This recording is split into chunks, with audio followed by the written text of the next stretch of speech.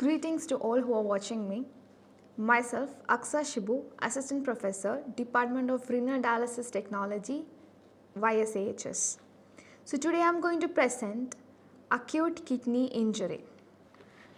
So I have some specific learning objectives. First one is to familiarize with the various kidney disease, to fully comprehend the definition and factors that contribute to AKI, to learn more about the pathogenesis, clinical characteristics, management and prevention of AKI. So today we are going to discuss all these things. So before going in detail about AKI, I would like to explain a little bit about the kidney damage. So kidney damage can be divided into two. One is acute kidney injury and the other one is chronic kidney disease. So as the name says, acute means for a short duration of time, which chronic for a long duration of time. So today in this presentation, we are going to discuss only about AKI. So we will see what is AKI. So kidney damage or else failure of the kidney means what? That is my question. So the damage of kidney means kidney is not functioning properly, right? So kidneys function, what are they? So we will see what are the functions of the kidney first. So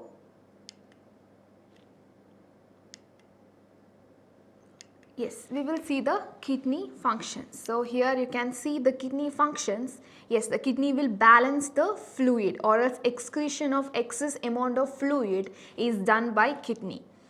Next is the removal of nitrogenous waste materials, acid-base balance, electrolyte balance, temperature maintenance, production of hormones like erythropoietin, renin, thrombopoietin, calcitriol. So as everybody knows, these are the functions of the kidney. What happens if kidney fails? So that is my question. So what happens when the kidney fails? Whether all these functions will function properly? No, there will be some or the other imbalance will happen. So what happens to the body if the kidney is not functioning? So what happens when the fluid balance is not proper in the body or the excretion of fluid is not happening? So you can see in this picture there is a leg which is edematous. So what happens? The fluid will accumulate in the body itself. So that is the condition where we can see the dialysis patients or else patients with AKI will be having edematous hand or as a puffiness in the face, everything will be, we can see. And what happens to the removal of nitrogenous waste material? It is not removing because the kidney should remove, right? So what happens if it is not removed? It will accumulate in the body. Acid-base balance will be improper or else the electrolyte balance will be not balanced properly or improper or else the temperature maintenance, the kidney is not able to maintain the temperature or the hormones are not produced. So this is the condition where we can call it as the kidney damage. So now we will see what is AKI. As I already mentioned, AKI means a acute one. Acute in the sense a short period of time. As the definition says, acute kidney injury, also known as acute renal failure, is a sudden episode of kidney failure or a kidney damage that happens within a few hours or a few days. That means a short duration of time means it can be within hour or else it can extend up to few days. So the proper kidney definition is a reversible increase in the blood concentration of creatinine and nitrogenous waste product and by the inavailability of kidney to appropriately regulate fluid and electrolyte hemostatus. So this is the correct definition which you can learn. Reversible in the sense, as I already mentioned, acute means for a short duration of time where which the kidney will come back to its normal state in AKI. That means after the treatment, after we are treating the condition or the symptoms, it will come back to the normal state. That is AKI. This is for a short period of time. Can be a few hours to a few days. So next, we will see the pathophysiology of AKI. Okay, what are the causes of AKI? So the causes can be divided into three. One is prerenal, renal and postrenal. Prerenal means whatever the factors which is coming or what are the causes which is coming just before the kidney is known as prerenal causes. Renal causes is what are the causes which is causing the kidney to fail within the kidney is known as renal causes. Postrenal in the sense after the kidney, what are the causes which is contributing to AKI, that is postrenal causes. So we will see one by one what is prerenal, renal or postrenal. So first we will see what are the prerenal causes of AKI. Prerenal in the sense before the kidney, whatever the causes coming, that will contribute or that will end up in AKI, that is prerenal causes. So the first one you can see hypovolemia. Hypovolemia means what? Yes, the hypovolemia means the body is lacking the fluid content or the fluid content in our body is very low. That is hypovolemia. There are many possible causes for hypovolemia. First you can see hemorrhage. Hemorrhage in the sense too much bleeding. So if a patient met with an accident or the patient's internal any bleeding is there, that will cause the blood to lose from the body. So that can be a cause for hypovolemia. Then volume depletion because of vomiting, too much vomiting, diarrhea, dehydration, increased sweatings. These can also lead to hypovolemic state. Then renal fluid loss. Renal fluid loss means over diuretics. If somebody is taking too much of antidiuretic hormones diuretic hormones, so what will happen? The kidney is forced to eliminate a lot of fluid. So which will lead in a condition known as hypovolemia. Okay.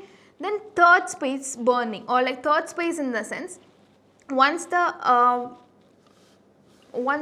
blood vessels or the blood vessel is in the artery or vein, the blood vessel will become too much dilated. If the dilated will cause the water to shift from the blood compartment to the other compartment, that is the third spacing. So what happens? The water in the blood space we are getting it low, or else it will cause hypovolemia. It is shifting to some other place and in the blood vessels or the total volume will be decreased. So what happens if total volume will decrease? What is happening to the kidney? Yes, what happened to the kidney is if the body is having hypovolemic state, the perfusion or the blood flow to the kidney will be reduced. So if the kidney is not getting proper amount of blood flow, which will result in the ischemic state of kidney. Ischemic state means if a particular organ or if a particular tissue is not getting proper amount of oxygen, they starts the damage of the cells. Same thing will happen to the kidney if kidney is not getting proper amount of blood. So hypovolemia is a state where the blood flow is very low. So the perfusion to the kidney will be low, thus the kidney will damage. So the first point, I hope everybody is clear. Next comes to impaired cardiac function. What do you mean by impaired cardiac function? So what is the main role of heart? Heart will pump the blood, correct? So if there is any problem with the cardiac function, which will result in low cardiac output. Low cardiac output means the heart is not able to pump it properly, so that the tissues or the organs will not get blood properly. So in this, if it can be a congestive heart failure, acute myocardial infarction, massive pulmonary embolism, any possible cause can lead to low perfusion to the kidney, thus the kidney will get damaged. Then the next point is liver failure. Even the liver failure is coming before the kidney, right? So liver is coming before the kidney. So if any liver failure or hepatorenal syndrome, we can call it as hepatorenal syndrome. If the the liver fails, portal hypertension, which will release vasodilators to the systemic circulations, causing vasodilation. So the vasodilation means in the blood vessels, the vessel will become dilated. So what happens if the vessel will become dilated? From this blood vessel, the water or the fluid will shift to the other side. If it is shifting to the other side, the blood flow will become, or the blood flow will be very low. So in such cases, the perfusion to the kidney again will be low, thus it can cause low BP as well as it can cause kidney damage. Then systemic vasodilation, we already discussed what is vasodilation. That means the dilation of the blood vessels which will cause the reduced blood flow to the kidney or else low BP. So that can be, there are possible causes for it, that is antihypertensive medications. If the patient is taking too much of antihypertensive medication which will cause vasodilation, or else any bacteremia or any cirrhosis or any anaphylaxis reactions. So anything can be a cause of systemic vasodilation. So these all are the causes which is coming as pre-renal causes of AKI. So next we are going on to the renal or intrinsic or renal causes of AKI. As you know, the anatomy of kidney, right? So the structural and functional unit of the kidney is known as nephrons. So any problems in the nephrons, see here in nephrons we can see the path of nephrons, right? So the second picture, the right side you can see the picture that is glomerulus. So you know the glomerulus, you know the tubular parts. So any problem in the glomerulus can result in intrinsic cause. Any problems in the tubular part will cause the any problems in the tubular area which can also be called as the intrinsic cause, and also of any problem in the interstitium, any problem in the parenchyma or any problem in the kidney is known as the intrinsic or the renal cause. So we will see what are the causes. So the first is tubular. Tubular in the sense we already discussed what is tubular. The proximal convoluted tubule, distal convoluted tubule, loops of Henle, everything is coming under the tubular. So in renal ischemia, that is a possible cause. Renal ischemia means what? As we already discussed, if the perfusion to the kidney is low or the blood flow to the kidney is low, which will result the renal cells to get damaged, or else the kidney is not getting proper amount of oxygenated blood. So some tissues will started to damage. That is renal ischemia. What are the causes? Can be because of a shock, complications of a surgery, hemorrhage, trauma, bacteremia, pancreatitis, pregnancy, nephrotoxic drugs, antibiotics, anti-neoplastic drugs, contrast media, organic solvents, anesthetic drugs, heavy metals, anything can be a cause for this renal ischemia. So if and also as you know the glomerulus will not allow the blood to pass through or else the albumin to pass through. If it is passing RBC or else the albumin, that means the glomerulus is damaged. So once after the glomerulus, where it is coming? Next to the tubules, right? So if the RBC, the hemoglobin or the myoglobin, anything is coming into the tubular part will cause the tubular damage. So that can also be a possible cause for tubular injury. Next you have the glomerulus. So as you know the glomerulus part, as you know the glomerulus. So what is this glomerulus? Glomerulus is the filtration part of the nephron. So in that area there is any inflammation to this part will cause the problem. As you can see, I already said, the glomerulus will not allow any RBC or any protein to pass through.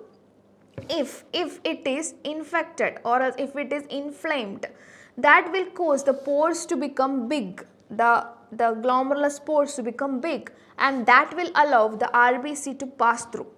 So that is the infections to the glomerulus which is causing that. So there are many different types of infections: acute post-infectious glomerulonephritis, lupus nephritis, IgA glomerulonephritis, infectious endocarditis, Goodpasture syndrome, and Wegener's disease. So these all are the possible infections which is causing the glomerulus to not function properly. And also next we have the interstitium. Interstitium is the space which is there in between the nephrons or as the kidney, the small spaces. So if any infection will cause, it can be a bacterial infection or else a viral infection which will cause the interstitium to get damaged, and also the medications like antibiotics, diuretics, NSAIDs and many more drugs are there which is causing the interstitium to get infected, which will result in AKI. Next is the vascular part. Vascular part means, as you can see in the right side, you can see the kidney. The kidney is getting blood flow, right? Both the kidneys are getting blood flow. What happens to the blood vessels which is giving blood flow to the kidney? What happens? If the blood flow is very thin or very narrow, that is known as stenosis. Stenosis means the narrowing of the blood vessels. What if the kidney is getting the blood vessel which is narrowed, which will cause the reduced blood flow to the kidney, which can result in kidney or the renal ischemia. So see, in the large veins, if any bilateral renal artery stenosis or bilateral renal vein thrombosis, thrombosis means blood clot. So if any blood clot is there in the vein, which will result in the backflow of the blood. So what happens if a backflow happens, it will result in the damage of the kidney. So these are the vascular causes. Now here we have the developmental. Developmental means by birth, any problem to the kidney which will result in AKI. It can be a polycystic kidney disease or else hypoplasia. So these all are the intrinsic causes of AKI. So now we are moving on to the post-renal. Post-renal in the sense, after the kidney, if any cause which is resulting in AKI, that is known as post-renal causes.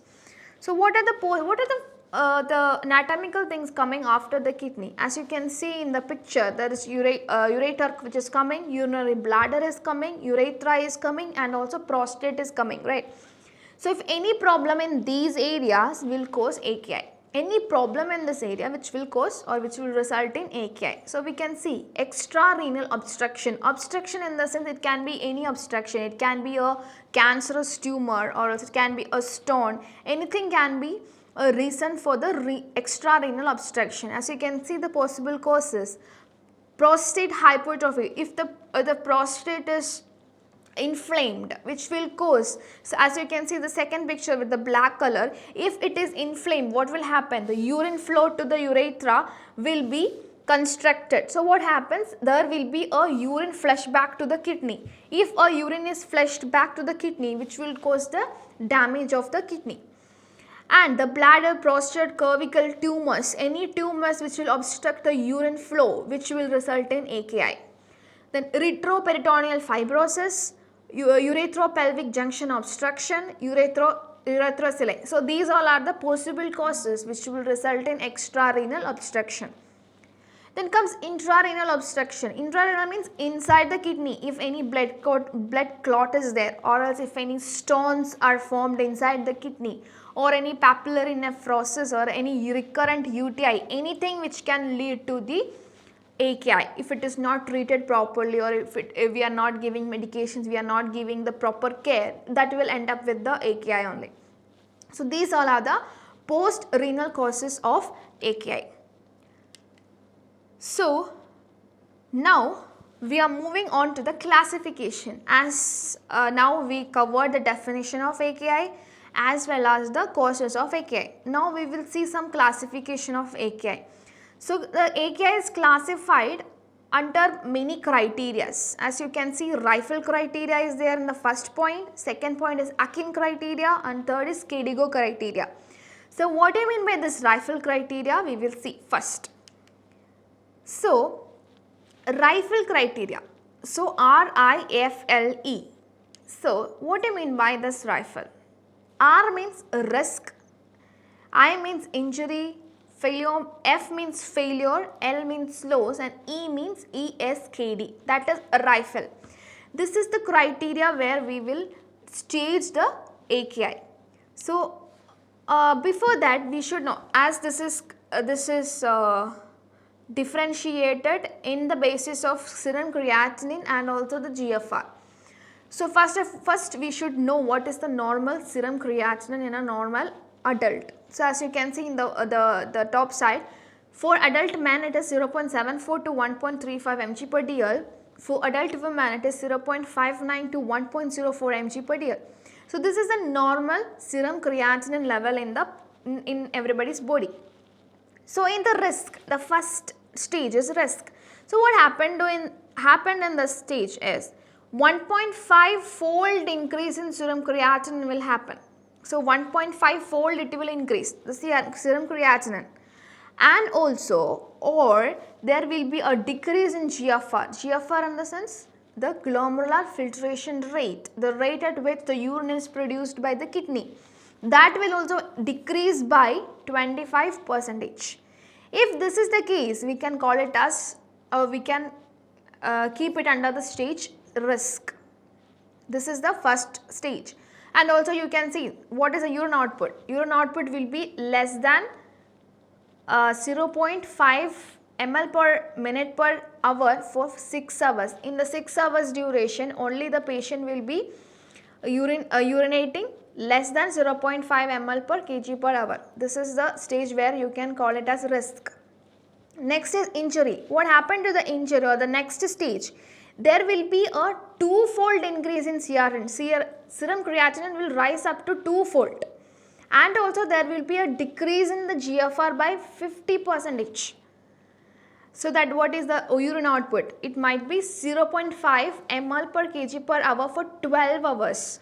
So if you are seeing a 12 hours duration, only the patient will be urinating less than 0.5 ml per hour per kg.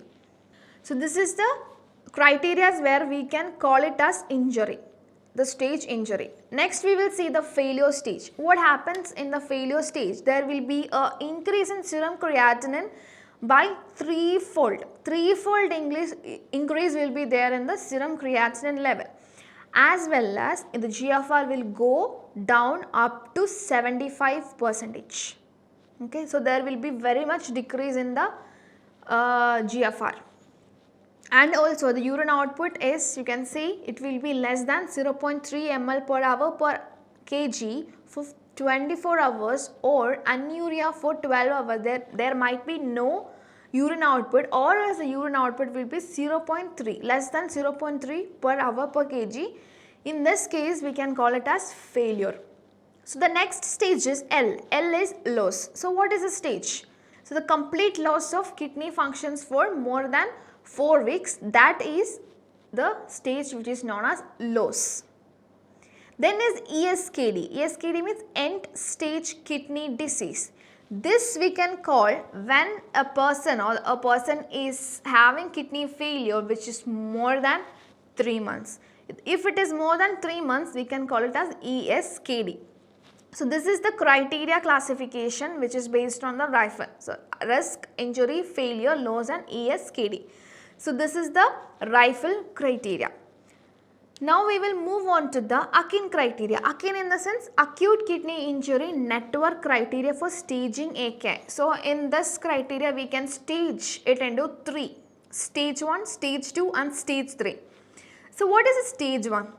So in stage 1 there will be a absolute increase in serum creatinine which is more than or equal to 0.3 mg per dl, or 1.5 to 2 fold from baseline. The before rifle criteria, the risk was 1.5. 1.5 increase in the serum creatinine. But in this case, you can see 1.5 to 2 we can call it as stage 1. Increase in 1.5 to 2 fold of serum creatinine can be, we can classify it as stage 1. And you can see the urine output will be less than 0.5 ml per kg per hour for 6 hours. So this is the first stage. So second stage, if you are seeing, if there is an increase in the serum creatinine by 2 to 3 fold from baseline. It's like an average we can call. If it is a 2 also, if it is 3 fold also, we can call it under the stage 2. So that is a stage 2 where urine output will be less than 0.5 ml per kg per hour for 12 hours. Coming to the stage 3, there will be a increase in serum creatinine which is more than 3 fold from baseline, or that is known as the stage 3. If it is more than 3 fold, we can call it under the stage 3 category.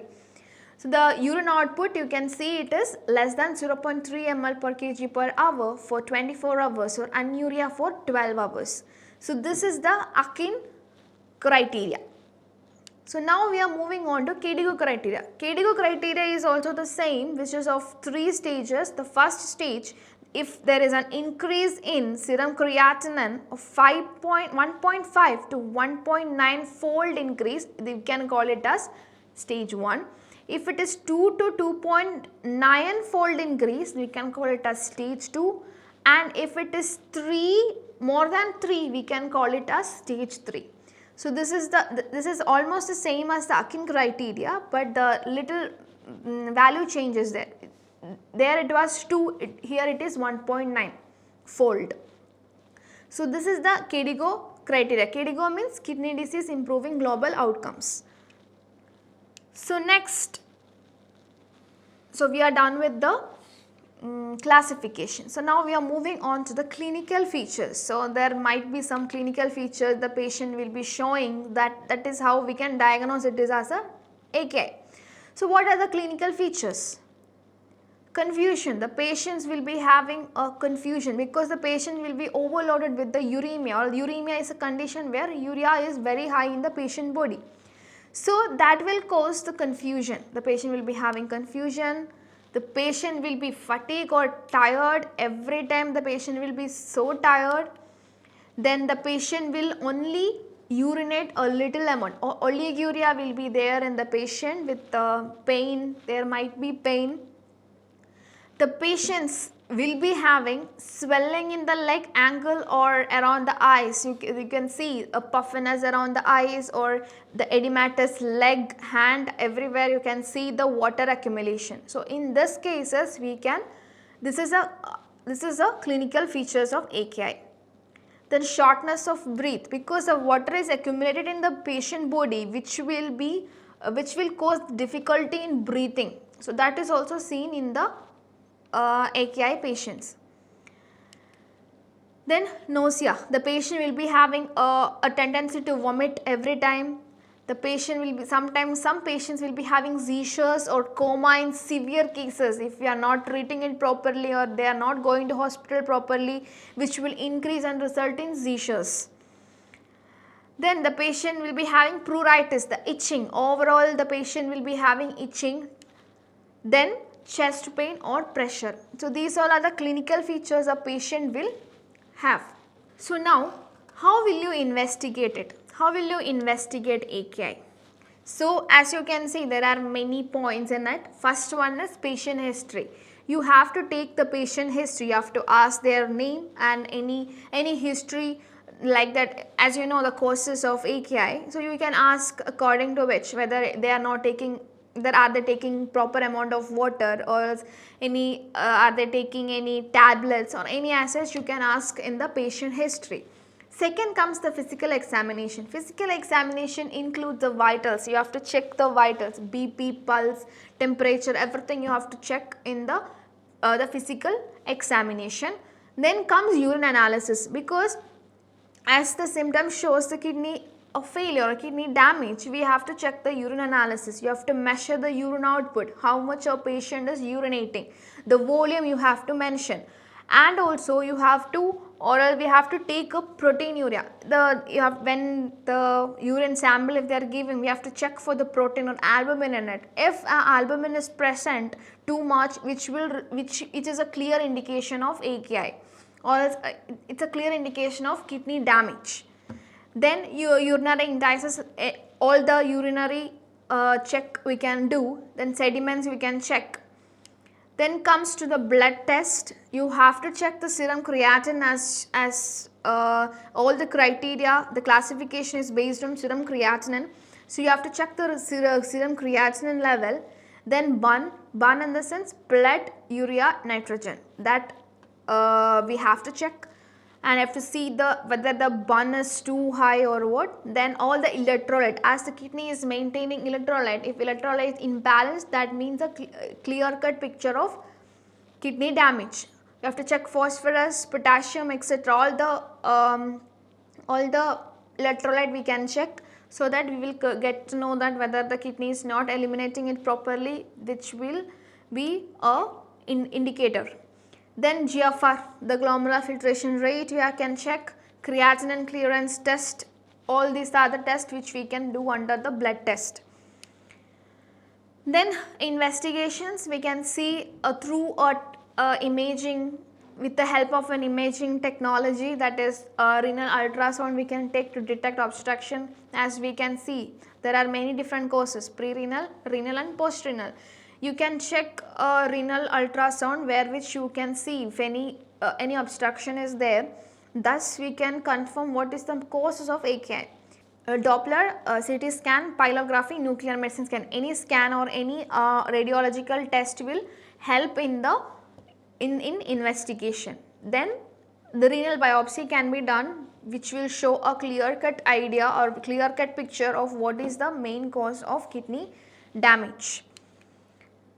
Then biomarkers, so cystatin C. So these all are the biomarkers which is actually, these all are eliminated by the kidney. So if it is too high in the blood flow or blood, that will indicate a clear picture of AKI, or it is a very big good biomarkers of kidney failure. So if the level of these are very high, that will indicate the how severe the AKI is. So that this is the biomarkers which we can check to identify or to confirm AKI. So now we are going on to the complication. So now we covered the definition, classification, clinical features and investigation. Now it is the complication. What happens to a patient who is having AKI? What are the complications they will face? One thing is uremia. Uremia is urea overload in the body. So that will cause too much itching. So there are many things which will cause because of this uremia. Then hypervolemia or hypovolemia. Sometimes the patient will be having, as we have seen in the symptoms, there is so much puffiness around the face, the hand, the leg, everywhere, the edematous stage. That will be there in the patient. The patient's body will be uncontrolled. So hyponatremia, hyperkalemia, hypophosphatemia, hypocalcemia, as the kidney is maintaining electrolyte balance. So if kidney is not functioning, which will result in the imbalance. So you can see hyponatremia or the imbalance of all the electrolyte, and also infections, because as the waste material is accumulated in the body, which will result in infections. So then bleeding chances are there, then malnutrition is there, then cardiac complication can arise due to AKI. So all these things are the complications which will be there, very common in AKI. So now we are going on to the treatment and management. So how will you treat, or how can a patient be treated? So one thing is supportive care which include adequate nutrition. We have to make sure that the patient is taking proper amount of nutrition, and we have to correct the electrolyte and acid base abnormality. So as the kidney is not maintaining, so this is the externally we have to correct the electrolyte. We can give, if it is an metabolic acidosis, you can give tablets of bicarbonate. I mean, this is how you can maintain with the help of medications. Fluid management, the patient, we can ask the patient to take less amount of fluid if it is accumulated. This is how we can manage some amount of we can reduce the progression of AKI. Then correction of hematological abnormalities. Hematological abnormalities in the sense all the electrolyte imbalance, everything will come. So all these things we can correct it externally. Then medical management of infection, cardiovascular or GI conditions and respiratory failure. What are the first you have to see, or we have to observe what is the main cause of this. So treat the cause, that will be the main, or this is how you can treat it. So first you have to find out the symptoms and the cause, then treat it. Then review of drugs and dose adjustment. So this is how you can treat. The non-pharmacological therapy, which includes maintenance of adequate cardiac output and blood pressure to optimize tissue perfusion, Discontinue medications associated with diminished renal blood flow. If a patient is taking nephrotoxic drugs, we have to review the drugs chart or whatever the drugs the patient is taking. Then we have to reduce the, or you have to, we can advise the patients to avoid taking those medications. Initiate appropriate fluid and electrolyte. If the patient is having hypovolemia where which you need to give a fluid, this is how you can treat it. You can just give the fluid or electrolyte appropriately. And if it is not maintained by all this, if the patient is having too much of water in their body or accumulation of water, which we can treat it with the external or renal replacement therapies, that is hemodialysis or peritoneal dialysis. So pharmacological therapy, which include, first thing is treat the symptoms. We have to find out what is the symptoms, then we have to treat it. Then treat appropriate for complications. So like we have to avoid the complication according to which we have to treat the symptoms.